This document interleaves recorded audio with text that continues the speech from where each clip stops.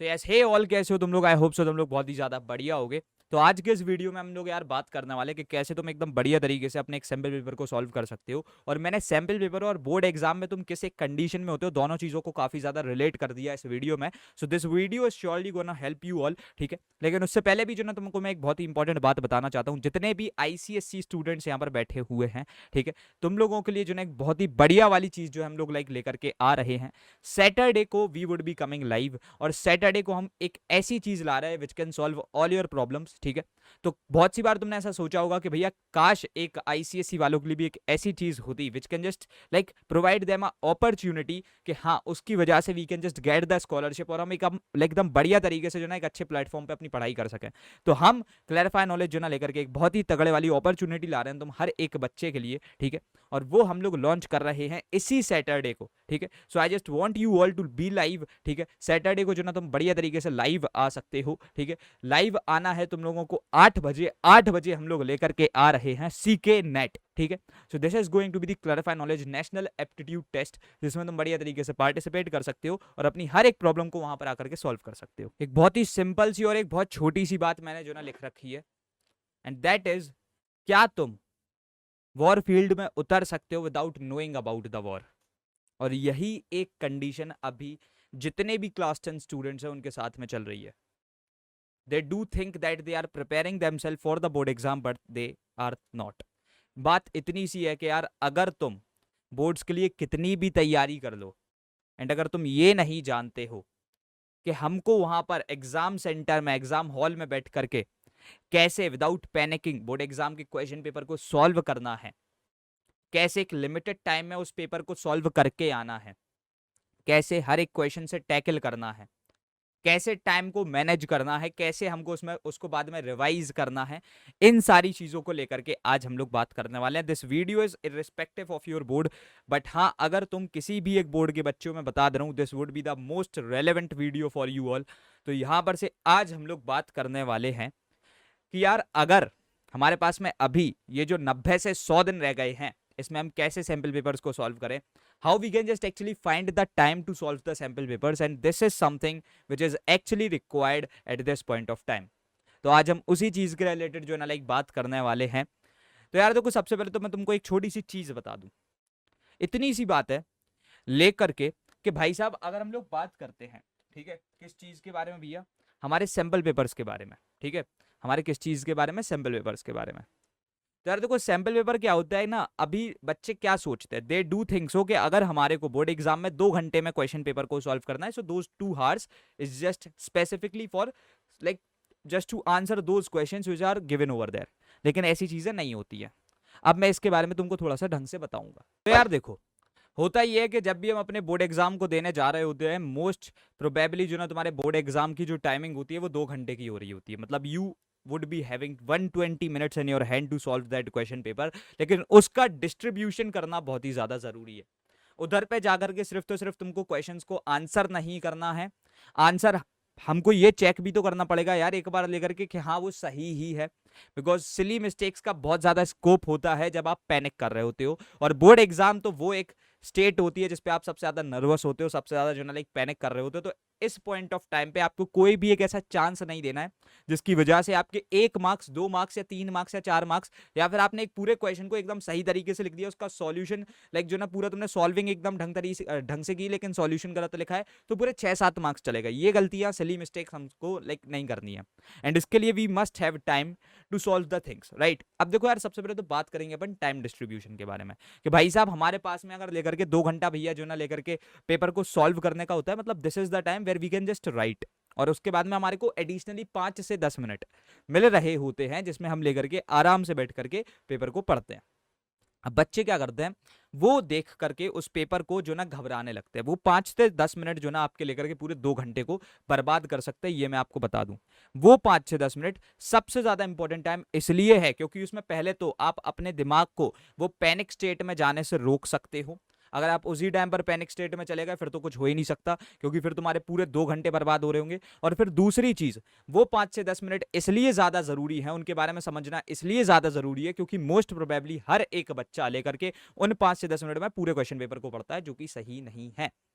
We would be having time. इस 2 घंटे में जो ना तुम अभी अपना कम से कम 4 बार बॉक्स खोलोगे, 3 बार पेन बदलोगे। ये सारी चीजें जो ना नॉर्मली हर एक बच्चे के साथ होती हैं। 2 से 5 मिनट तुम तो जो है ना लेकर के सिर्फ रुकोगे, you will best like just feel calm, जिससे जो ना तुम आगे के पेपर को बढ़िया तरीके से कर सको। तो उस टाइम पर भी जो ना तुमको लाइक काफी ज्यादा एक टाइम मिल जाएगा।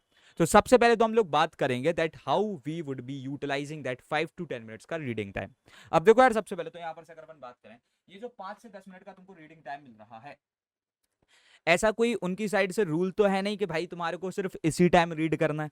तुमको जो एक स्पेसिफिक पोर्शन को रीड करना है वो करो। अच्छा भैया, एक छोटी सी बात बताओ, ये 5 से 10 मिनट्स में हम लोग किस तरीके के क्वेश्चंस को आंसर कर सकते हैं? लिखेंगे नहीं, लेकिन हमारे दिमाग में वो चीजें क्लियर हो जाएंगी। मैं जब अपने जो है ना एग्जाम्स को देने जाता था, चाहे वो प्री बोर्ड्स हो या फिर कोई भी एक अच्छा लाइक बढ़िया वाला एक एग्जाम हो, तो अपना थियोरेटिकल बेस्ड क्वेश्चन को जो ना टारगेट करता था। ठीक है, क्योंकि आई वाज नोइंग दैट कि यार देखो, मेरे को थियोरेटिकल बेसिस क्वेश्चंस को, ठीक है, आंसर करने में ज्यादा टाइम नहीं लगेगा। तो इसलिए लेकर के eight this point of time ये 5 से 10 मिनट में आपको एक चीज समझनी है कि भाई साहब मैं क्या चीज टारगेट करूंगा। मैं वो क्वेश्चंस को टारगेट करूंगा विच आई डू थिंक सो कि हो सकते हैं उन 5 से 10 मिनट में मैं सिर्फ देख करके उनका आंसर निकाल लूंगा। अब लेट्स से एक क्वेश्चन है वो 1 वर्ड के फॉर्मेट में है, तो उसका 1 वर्ड तुम सिर्फ तो सिर्फ क्वेश्चन की स्टेटमेंट को पढ़ करके ही अपने दिमाग में ला सकते हो। और वो चीज क्या है कि अब तुम सॉर्टेड हो कि हाँ 80 नंबर का पेपर है, मैं 20 से 25 नंबर के पोर्शन के साथ सॉर्टेड हो चुका हूँ 5 से 10 मिनट में, जहां मैंने पेपर को एक्चुअली अभी सॉल्व करना स्टार्ट भी नहीं किया, बट आई नो दैट कि यार इतना तो मैंने कर ही लिया है एंड फॉर श्योर कर लिया है। इन 5 से 10 मिनट में तुम कुछ नहीं लिख सकते, बट स्टिल तुम्हारे को 20 से 25 नंबर का पेपर आ चुका है। और ये चीज अपने आप में बहुत ही बढ़िया चीज है सर। अब आपके पास में जितना भी आपकी कुछ ऐसी चीजें होंगी जिसमें आपको लंबे लंबे सब्जेक्टिव आंसर्स लिखने पड़ेंगे, पैराग्राफ्स लिखने पड़ेंगे, थोड़ा सा डिस्क्रिप्टिव फॉर्म में लिखना पड़ेगा, वो सारी चीजों के लिए यू हैव टाइम। अच्छा, इन 5 से 10 मिनट में सिर्फ थ्योरी नहीं, तुमको जो ना लेकर के ऑब्जेक्टिव क्वेश्चंस को भी टारगेट करना है, बिकॉज उसमें भी वही चीज है कि आपने लेकर के एक जो ना स्टेटमेंट पढ़ी, 4 ऑप्शन है, जो भी सही है टिक मारो। तो वो जो चीज है ना लाइक तुम अपने क्वेश्चन पेपर पे भी कर सकते हो। सो लेट्स से अगर 10 मार्क्स के अभी वहां पर ऑब्जेक्टिव क्वेश्चन है, वो भी हो सकते हैं। तो ऐसे करके जो ना तुम लेकर के at least 25 to 30% of the portion can be just covered in these 5 to 10 minutes, जहां पर ये टाइम तो आपका बोर्ड भी उसको एक as a writing time consider नहीं करता है। अब भैया हम लोग बात करेंगे अबाउट दोज 120 मिनट्स, क्योंकि यार देखो इसका डिवीजन करना भी उतना ही जरूरी है जितना ये 5 से 10 मिनट्स का था। अभी अगर 120 मिनट्स की हम लोग बात करें, तो भाई साहब एक बात बताओ, आपको ऐसा कभी लगता नहीं है कि जैसे तुम लोग जो ना अपनी एक कॉपी चेक कराने ले जाते हो, है ना, स्कूल में तुम लोगों ने क्लास 10th तक कॉपीज बनाई होंगी, उसमें फिर तुमने जो ना स्कूल में कॉपीज चेक कराई होंगी, उसमें कम से कम 3-4 बार जो ना रेड साइन टीचर का दिख जाता है। मतलब देयर इज अ स्कोप कि आपसे सिली मिस्टेक्स होती हैं, बचपन से हुई आई होती हैं, लाइक वो होती हुई आ रही हैं, तो वो एकदम से अभी बंद तो हो नहीं जाएंगी। तो वो सिली मिस्टेक्स को एटलीस्ट हम एग्जामिन, सिर्फ देखो एक तो सिली मिस्टेक्स हो जाती है और एक ऐसी भी गलतियां हो जाती है जहां पर हम सिर्फ कंपाइल करने में बिगड़ जाते हैं। मतलब लेट से हम लोगों ने पूरा पूरा जो ना लेकर के एकदम बढ़िया तरीके से जो ना उसकी सॉल्विंग कर दी, लेकिन सॉल्यूशन नहीं लिख पाए। तो ये दिक्कत क्या है सर? ये आपके बोर्ड एग्जाम को बर्बाद कर सकती है।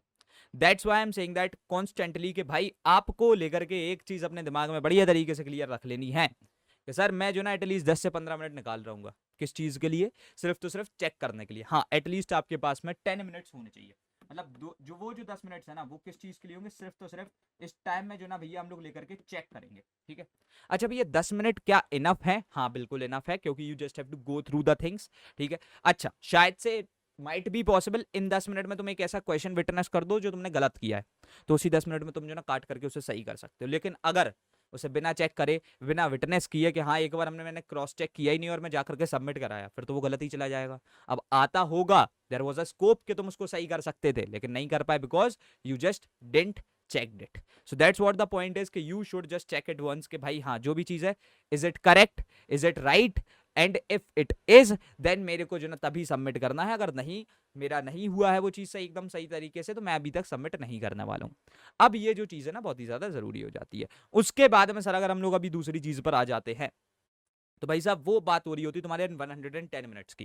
देखो मैंने तुमसे क्या बोला कि जो तुम्हारा थियोरेटिकल और ऑब्जेक्टिव बेस्ड क्वेश्चन वाला पार्ट था वो तुम पहले ही कर चुके हो।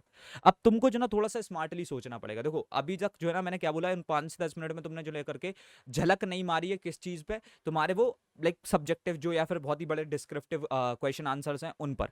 अभी गए 5 मिनट लो इन 110 मिनट में। देखो यार 5 मिनट कुछ नहीं होते, समझ रहे हो? वो जो 110 मिनट है उसमें से जो ना 5 मिनट तुम लो आराम से, और उन 5 मिनट में जस्ट सोचो कि भाई देखो मेरे को इन 6-7 क्वेश्चन में से 4-5 करने हैं, राइट। इन 6-7 क्वेश्चन में से I have to do specifically like 4 to 5 questions. तो भाई उस समय पे मैं क्या करूं, उस पॉइंट ऑफ टाइम पे मैं क्या करूं?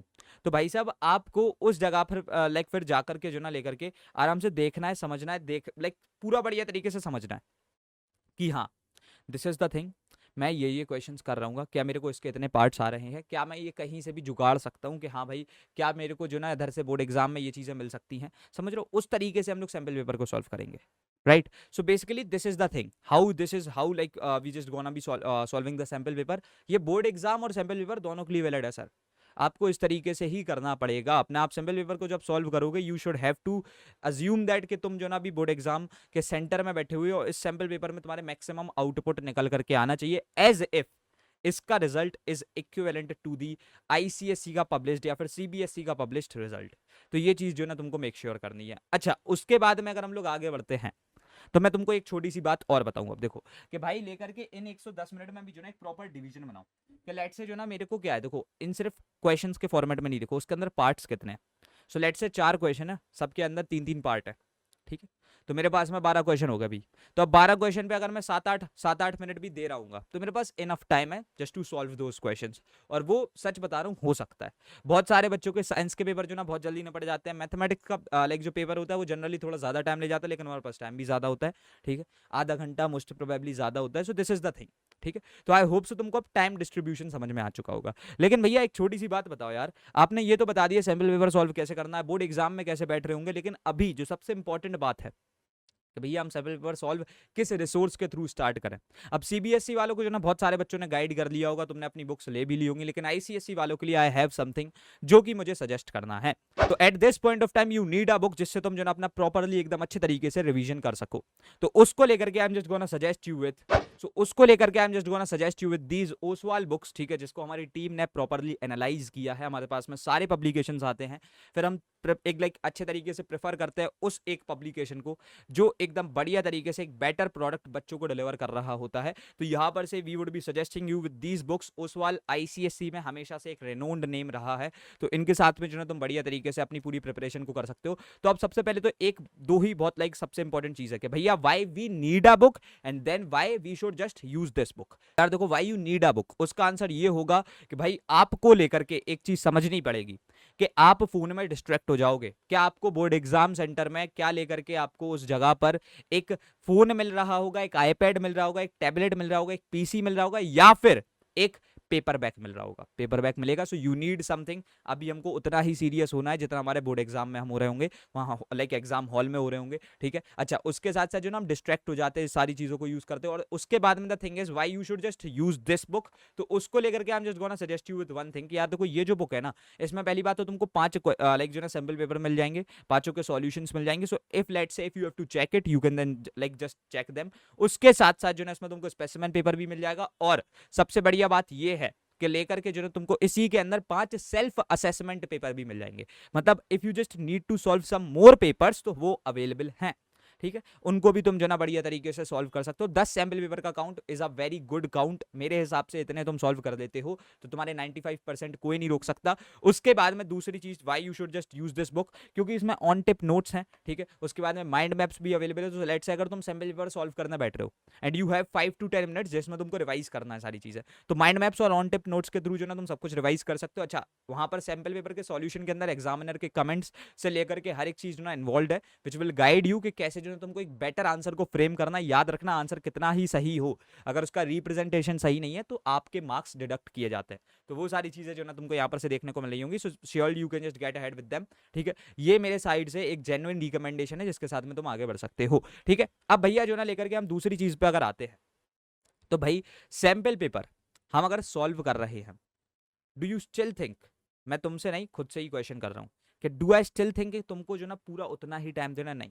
देखो, अगर अभी तुम अपने बोर्ड एग्जाम के उससे भी ऊपर के लेवल पर खुद को प्रिपेयर नहीं करोगे तो तुम कैसे ही सोच सकते हो कि तुम बोर्ड एग्जाम से ज्यादा अच्छे से प्रिपेयर्ड हो? मतलब तुम एक अदर लाइक एक दूसरे कैंडिडेट से ज्यादा अच्छे से प्रिपेयर्ड हो। तो तुम्हारा टारगेट पता क्या होना चाहिए कि यार अगर लेट से मेरे को 120 मिनट में जो ना सॉल्विंग करनी थी, then I will be just doing it in 100 minutes, ठीक है। तो मैं क्या करूंगा, पहले ही सैंपल पेपर में एक टारगेट लगा लूंगा कि मैंने इस सैंपल पेपर को 100 मिनट में सॉल्व करना है। दूसरे सैंपल पेपर में मैं टारगेट लगा दूंगा कि मेरे को उस सैंपल पेपर को जो ना सिर्फ तो सिर्फ 90 मिनट में करना है। ऐसे करते करते 4-5 सैंपल पेपर सॉल्व करते करते मैं 50% ऑफ द टाइम में पूरा सैंपल पेपर सॉल्व करके रखूंगा, and this will help you grow exponentially. और वो तुम्हारे बोर्ड एग्जाम में जो एक वो पैनिक वाली चीज आ रही थी ना कि भैया टाइम कम रहता है, कैसे इतने सारे क्वेश्चन करेंगे, वो पूरे डर को निकाल करके बाहर फेंक देगी। ठीक है, ये चीज बिल्कुल अच्छे तरीके से तुमको याद रखनी है कि यार यहाँ पर हम क्या कर रहे हैं ना, हमको लेकर के पूरा अच्छे तरीके से देखना है कि हाँ 100 मिनट, 90 मिनट, 80 मिनट, 70 मिनट, ऐसे करके जो ना हम 10-10 मिनट कम करते जा रहे हैं। ठीक है, तो लेकर के इस तरीके से what we will be doing is कि हाँ भाई हमारा टाइम जो है ना कम होता जा रहा है, बोर्ड एग्जाम में हम कितना ही कठिन पेपर देख लें हम पैनिक नहीं करेंगे, क्योंकि वी नो दैट हमने यही सेम चीज को, यही सेम स्टैंडर्ड के पेपर को आधे टाइम में भी सॉल्व कर रखा है। So this would be helping you. अच्छा, अब उसके बाद में ऐसी कौन सी 3 टिप्स होंगी जो कि मैं तुमको कॉन्स्टेंटली सजेस्ट करूंगा while solving a sample paper. तो अगर देखो सैंपल पेपर को तुम सॉल्व कर रहे हो तो तुम्हारे सामने एक टाइमर होना बहुत ही ज्यादा जरूरी है। ऐसा नहीं है बस तुम लेकर के बैठ गए और तुमने जो ना लेकर के बस सॉल्व करना स्टार्ट कर दिया, भैया कैसे ही चल रहा है, कैसे ही हो रहा है, कुछ नहीं पता यार, थोड़ा सा जो ना सीरियस बनो। अच्छा, दूसरी चीज जो ना तुम्हारी क्या होनी चाहिए कि तुम बेड पर बैठ करके नहीं करो, टेबल और चेयर पर बैठ करके जो ना सैंपल पेपर को सॉल्व कर रहे हो। वाई सो? क्योंकि तुमको जो ना बोर्ड एग्जाम में टेबल चेयर लाइक वहां पर से बेड नहीं मिलेगा कि हाँ एक रेक्लाइनर तुम्हारे बगल में डला हुआ है और उसके ऊपर जो ना बैठ करके तुम बढ़िया तरीके से अपने जो ना लैप पर रख करके जो ना आराम से एकदम सैंपल पेपर को सॉल्व कर रहे हो। ये कंडीशन तो होगी नहीं। जो जैसा सिनेरियो तुम्हारे बोर्ड एग्जाम में होगा वैसा ही सिनेरियो तुम अभी डेवलप करोगे। तीसरी टिप जो मेरी साइड से हो रही होगी कि पूरे डिस्ट्रैक्शन फ्री एनवायरनमेंट में काम करो। तो तुमने एक चीज नोटिस की होगी इन पूरी ही तीनों टिप्स में मैं बस एक चीज कहना चाह रहा हूं, that you have to pretend like कि तुम्हारा ये जो सैंपल पेपर है ना वो कहां पर सॉल्व किया जा रहा है, बोर्ड एग्जाम के सेंटर में।